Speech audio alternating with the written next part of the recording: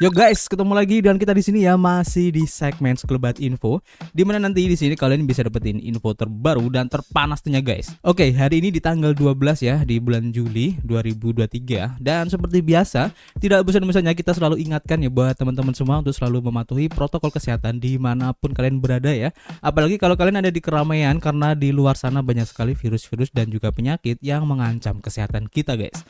Oke, kita langsung saja melihat ya bagaimana update dari global crypto market cap seperti yang terlihat dari data coin market cap di sini ya. Menunjukkan adanya penurunan meskipun tipis guys di 0,22% aja ya. Dan tentu saja untuk hal ini merupakan kontribusi dari Bitcoin dan juga rival-rivalnya ya.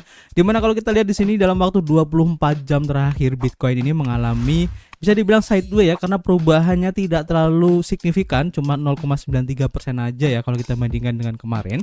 Kemudian untuk Ethereum juga sama guys di 0,91%, untuk perubahannya masih minus ya. Begitu juga dengan BNB di 1,6%, kemudian disusul oleh XRP minus 1,34%. Dogecoin juga sama ya, tipis di 0,84%. Dan kalau kita lihat di sini ya untuk rata-rata perubahan yang terjadi, ini terlihat ada Shiba Inu yang naiknya di 8,4% ya, dan tentu saja ini sentimen positif dengan adanya Shibarium yang akan segera launching ya. Dan ada satu berita yang mungkin cukup menarik juga yang akan kita bahas tentang Shiba Inu ini nanti guys. Kemudian untuk beberapa altcoin yang lain perubahannya tidak terlalu signifikan ya, dan rata-rata perubahannya antara 0 sampai 1% aja. Kemudian kalau kita lihat bagaimana perubahan yang terjadi pada harga Bitcoin khususnya pada chartnya ya. Dan di sini terlihat untuk close candle-nya kemarin ini bisa dibilang masih bertahan ya di support MA20 untuk time frame daily-nya. Dan kalau kita lihat untuk close candle-nya ini membentuk pola yang bisa dibilang kalau kita lihat secara time frame yang lebih kecil ini bisa dijadikan sebagai acuan untuk pola selanjutnya yang akan terbentuk, yaitu inverse head and shoulders atau inverse QM ya, bisa disebut kayak gitu. Dan kita tunggu aja. Kalau memang itu skenarionya dan valid, kemungkinan nanti akan turun dulu guys, mencoba retest di harga sekitar $29.287, kemudian baru akan melanjutkan kenaikannya ya. Dan tentu saja akan mencoba retest di harga support berikutnya $30.000 yang menjadi titik support psikologis yang cukup kuat juga ya. Nanti kita akan update lagi guys untuk perubahan dari harga Bitcoin ini, dan kita langsung saja menuju ke informasi yang pertama. Kita lansir dari harianbitcoin.com dan di sini diinformasikan bahwa SEC ini dapat menyetujui ETF spot Bitcoin dalam waktu 6 bulan ya. Ini kata Mike Novogratz. Jadi Novogratz ini membahas persetujuan untuk ETF Bitcoin spot dan mengatakan keputusan untuk Ripple adalah masalah besar guys. Kemudian CEO Galaxy Digital Holdings yaitu Mike Novogratz ini juga mengungkapkan ya, selama panggilan pendapatan untuk kuartal kedua perusahaannya pada hari Selasa, bahwa Komisi Sekuritas dan juga Bursa Amerika Serikat atau SEC dapat menyetujui dana yang diperdagangkan di bursa ETF Bitcoin spot dalam waktu 4 hingga 6 bulan ke depan. Eksekutif Galaxy Digital ini menambahkan bahwa mungkin diperlukan waktu 4 hingga 6 bulan jika Anda harus meletakkan pin ekor pada keledai di atasnya bahwa SEC akan menyetujui ETF Bitcoin.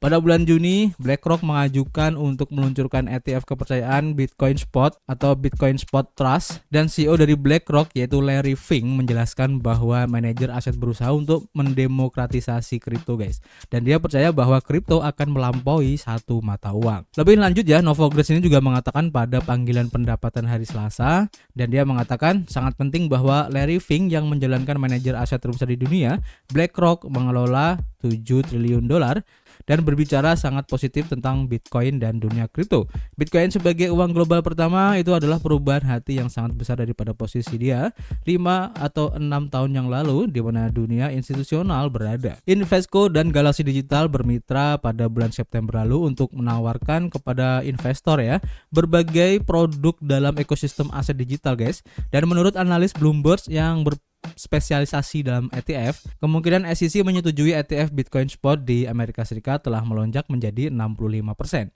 Namun ya, bos Galaxy Digital ini menunjukkan bahwa Hakim Distrik Analisa Torres membuatnya sangat jelas guys untuk peraturannya yang tidak jelas, dan menekankan bahwa peraturan tersebut tidak ada yang mendekati kejelasan. Novogratz menambahkan bahwa menurut pendapatnya, keputusan Ripple menekan Partai Demokrat untuk akhirnya datang ke meja perundingan dengan Partai Republik dan mencoba mengajukan beberapa undang-undang untuk memberikan kejelasan. Pada hari Rabu, SEC memberitahu Hakim Torres bahwa mereka bermaksud untuk mengajukan banding ya atas putusannya dalam kasus SEC terhadap Ripple mengenai XRP, regulator sekuritas juga meminta penangguhan proses pengadilan, guys. Masih berhubungan dengan hal ini, guys, seperti yang dilansir dari harian You.Today, di mana SEC ini akhirnya memberikan keputusan ya untuk memperpanjang tenggat waktu untuk keputusan ETF Bitcoin ARK, guys. Jadi Komisi Sekuritas dan juga Bursa SEC diperkirakan telah menunda keputusannya mengenai persetujuan dana yang diperdagangkan di bursa ETF Bitcoin yang pertama, guys. Awalnya ditetapkan untuk memberikan keputusan pada 13 Agustus ya, di mana badan pengatur yang tangguh ini sekarang akan meminta pendapat publik lebih lanjut tentang ETF Bitcoin Spot ARK Investment Management. Perpanjangan ini pada dasarnya menunda tenggat waktu yang telah ditetapkan sebelumnya sesuai dengan antisipasi komunitas mata uang kripto, dan penundaan ini telah diperkirakan secara luas, terutama dengan tenggat waktu awal 13 Agustus yang jatuh ya pada hari Minggu, di mana analis ETF James Seyfarth sebelumnya berspekulasi di media sosial ya bahwa keputusan tersebut kemungkinan akan diumumkan pada hari Minggu ini dan menyatakan keyakinannya yang kuat, guys, tentang kemungkinan penundaan. Seyfarth kemudian mengabarkan bahwa ini adalah surat penundaan standar dari SEC. Di antara poin-poin yang menarik untuk dikomentari oleh publik, SEC secara khusus menyoroti usulan Coinbase Surveillance Sharing Agreement atau SSA. Seperti yang dilaporkan oleh You.Today ya, CEO Galaxy Mike Novogratz menjelaskan masa depan jadi persetujuan ETF Bitcoin Spot dalam panggilan pendapatan baru-baru ini. Mengutip informasi orang dalam dari kontak di lembaga keuangan pasar BlackRock dan Invesco, Novogratz menyatakan ya keyakinannya bahwa persetujuan untuk ETF semacam itu tidak bisa dihindari, guys. Dan pertanyaannya menurutnya ya bukan tentang jika, melainkan kapan. Jadi menarik yang mengikuti perkembangan untuk keputusan yang akan diambil oleh SEC ini ya terhadap ETF Bitcoin Spot ini, baik dari BlackRock dan juga beberapa aset manajer yang lain ya. Karena tentu saja apapun keputusan yang diambil oleh SEC ini akan sangat berpengaruh, guys, bagi adopsi kripto pada umumnya ya, dan khususnya pada Bitcoin itu sendiri. Dan tidak menutup kemungkinan jika saja untuk ETF Bitcoin Spot ini disetujui oleh SEC, maka akan ada gelombang berikutnya ya untuk pengajuan altcoin ETF spot juga, guys. Mungkin bisa Ethereum, Cardano, Solana, Cosmos atau altcoin yang lain, guys. Ini akan cukup menarik untuk diikuti dan kita tunggu aja nanti update-nya seperti apa. Oke, kita langsung ke informasi berikutnya ya. Kita lansir dari bitcoin.com dan di sini diinformasikan ya bahwa bos dari FTX yang dulu ya, yaitu si Sam Bankman-Fried ini akhirnya ditahan, guys. Kemudian jaminannya dicabut dan dikembalikan ke penjara. Jadi Sam Bankman-Fried dikembalikan ke penjara setelah jaminannya dicabut, dan dalam 2 minggu terakhir ini tim hukum yang menuntut kasus terhadap Sam Bankman-Fried telah berusaha keras ya untuk memenjarakan mantan CEO dari FTX tersebut ya dengan alasan dugaan gangguan terhadap saksi.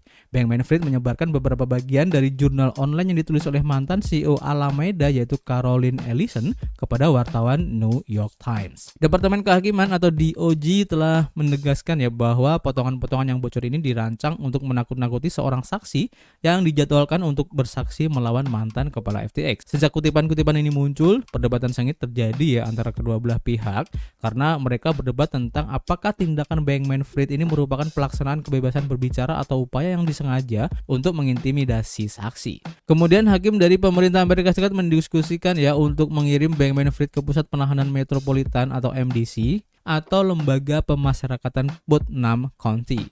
Diskusi mengenai penjara mana yang akan mengirimnya adalah mengenai apakah Bankman-Fried masih bisa mengakses laptop atau tidak. FBI akan membantu memindahkannya ke Putnam dan selama persidangan di MDC, kata jaksa penuntut, dan hakim menyetujuinya. Jaksa penuntut lebih lanjut mencatat bahwa ada alasan untuk khawatir dan lebih lanjut menyatakan siapa yang tahu kerusakan apa yang bisa dia lakukan dalam beberapa hari ke depan. Jadi masih berlanjut ya untuk kasus dari SBF ini sampai sekarang, guys, dan kasusnya pun masih ada di persidangan. Dan kita tunggu aja nanti keputusan seperti apa. Dan kalau kita lihat ya, efek yang diakibatkan oleh si Bankman-Fried ini kemarin memang sangat fatal sekali, guys. Bahkan korbannya itu sudah sangat banyak banget ya. Dan efek domino yang diakibatkan oleh kebangkrutan FTX kemarin ini sudah merambah kemana-mana, guys. Ini sangat mengerikan ya. Dan kita lanjut ya, informasi berikutnya masih kita lansir dari bitcoin.com, dan di sini diinformasikan bahwa Bank of Russia ini melaporkan ada 13 bank akan berpartisipasi guys dalam percontohan untuk rubel digital guys. Nah, ini menarik ya. Jadi Bank of Russia sedang menyelesaikan persiapan untuk uji coba rubel digital ya, yang akan dimulai pada tanggal 15 Agustus nanti, di mana bank baru-baru ini mengumumkan bahwa semua bank yang menyatakan keinginannya untuk menjadi bagian dari uji coba ini telah mengonfirmasi keikutsertaan mereka dalam uji coba ini guys, membuat pengaturan teknis yang secara khusus ditujukan untuk uji coba ini. Olga Skorobogatova menyatakan ya, 13 bank telah menyelesaikan semua kegiatan persiapan dalam hal persiapan teknis dan pengembangan aplikasi seluler mereka sendiri dan siap untuk memulai transaksi dengan klien nyata bersama kami katanya. Dan tingkat keterlibatan bank dalam uji coba ini diungkapkan sebelumnya ya oleh Ketua Dewan Ingostrak Bank yaitu Stanislav Danish, yang menjelaskan bahwa bank-bank yang berpartisipasi akan mengizinkan pengguna dan perusahaan untuk bertransaksi menggunakan rubel digital. Namun untuk tahap pertama menurutnya akan dibatasi hanya mencakup mitra dan karyawan bank saja guys. Meskipun Skorobogatova tidak menawarkan kerangka waktu untuk kegiatan uji coba ini ya, ia menjelaskan bahwa pelanggan bank akan dapat berpartisipasi langsung dalam uji coba ini. Bank-bank lain yang tidak berpartisipasi dalam uji coba tahun ini diharapkan menjadi bagian dari uji coba, dan Skorobogatova mengungkapkan bahwa 16 bank lainnya akan menjadi bagian dari jaringan uji coba rubel digital tahun depan. Pada bulan Juli, Bank of Russia juga mempertimbangkannya untuk mengintegrasikan jaringan rubel digital dengan mata uang digital lainnya untuk menghubungkan berbagai sistem pembayaran. Hal ini akan memungkinkan bank untuk memanfaatkan rubel digital sebagai mata uang pembayaran lintas batas guys. Dan pada saat itu, Gubernur Bank Rusia Elvira Nabiullina menyatakan bahwa beberapa cara untuk mencapai integrasi ini sedang didiskusikan dengan negara-negara sahabat guys. Jadi menarik ya perkembangan yang dilakukan oleh Rusia ini ya dengan uji coba untuk rubel digitalnya, dan tentu saja jika hal ini dalam hal uji coba bisa berlangsung ataupun tidak ada masalah ya, tentu saja ini akan menjadi salah satu negara percontohan untuk mata uang digitalnya. Dan kita tunggu aja kira-kira di negara kita ya, di Indonesia bagaimanakah untuk uji coba atau pilotnya untuk rupiah digital, apakah sudah ada persiapan atau enggak. Jujur saya belum mengikuti perkembangan terbarunya guys. Dan buat teman-teman semua yang mungkin mengetahui perkembangannya bisa tulis di kolom komentar aja ya. Jadi kita bisa sharing bareng-bareng. Kita lanjut ke informasi yang terakhir ya. Kita lansir dari harian The Block, dan di sini diinformasikan bahwa Visa akhirnya meluncurkan solusi eksperimental untuk menghilangkan biaya gas ya. Jadi menarik ini guys. Jadi raksasa pembayaran global Visa memperkenalkan solusi eksperimental di Ethereum yang menghilangkan beberapa hambatan yang terkait dengan pembayaran biaya gas di jaringannya guys. Solusi eksperimental pada testnet Girly Ethereum atau Ethereum yang versi beta ya, menyederhanakan interaksi antara pengguna dan jaringan dengan memanfaatkan teknologi abstraksi akun dan standar ERC 4337 menurut Visa guys. Dengan demikian ya, kebutuhan pengguna akhir untuk memelihara Ethereum sebagai mata uang kripto asli Ethereum untuk biaya transaksi atau gas ini akan dihilangkan.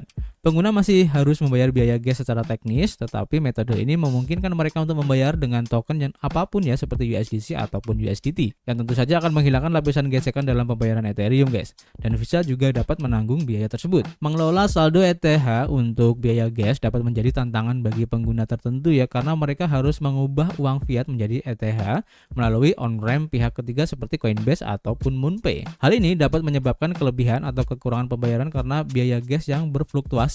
Tim riset Visa menyadari masalah ini dan memperkenalkan solusi baru ya, sebagai cara yang efektif untuk mengatasi tantangan terkait gas dengan inovasi yang terpusat, memungkinkan wallet itu sendiri untuk menutupi biaya gas. Komponen utama dari solusi ini adalah Paymaster, sebuah kontrak pintar khusus, dan ini bukanlah konsep baru bagi Visa karena sebelumnya mereka telah menjelajahi jalan ini. Menurut Mustafa Bedwala, staff manager produk di Visa, Paymaster ini berfungsi sebagai sponsor ya untuk biaya gas pada akun kontrak pengguna, sehingga memungkinkan pengguna untuk membayar biaya gas on-chain secara langsung melalui kartu Visa mereka ya, tanpa perlu menangani token blockchain aslinya. Visa awalnya menyatakan minatnya pada abstraksi akun dalam sebuah postingan blog pada Desember 2022 lalu, namun pada saat itu fungsionalitas untuk abstraksi akun belum diimplementasikan di Ethereum guys. Dan selanjutnya pada bulan Maret 2023, pengembang pengembang membuat kemajuan yang signifikan ya, dan memperkenalkan ERC4337 yang merupakan kode yang memungkinkan abstraksi akun di Ethereum melalui kontrak pintar khusus guys. Jadi ini menarik ya, dan tentu saja ini merupakan terobosan yang dilakukan oleh Visa,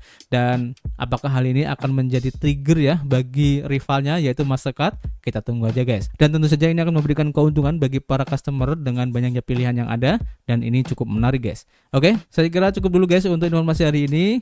Kita akan update lagi jika ada informasi yang cukup menarik ya, dan tentu saja kita masih menunggu untuk kritik dan saran kalian di kolom komentar, dimana nanti kita bisa ngobrol banyak guys di dalamnya. Dan seperti biasa, kita akan ketemu lagi guys di informasi berikutnya. Peace.